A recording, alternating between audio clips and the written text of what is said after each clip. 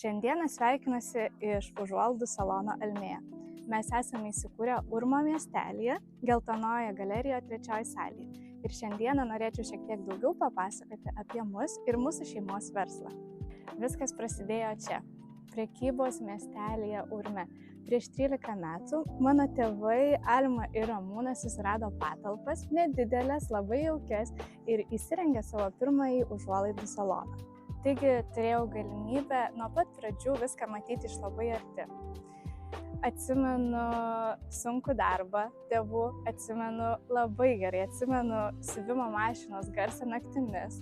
Tėvai tikrai labai daug dirbo ir dėjo visą savo širdį, kad sukurtų savo klientų ratą. Aš užaugau su šiuo verslu ir galiu pasakyti, kad tikrai man gera būti viso to dalimi. Jeigu jūs ieškote užuolaidų savo namams, kviečiu jūs kreiptis į mus ir mes jums viskuo padėsime. Galėsime sumatuoti jums karnyzus, begelius, taip pat parinkti užuolaidas bei jas pakabinti.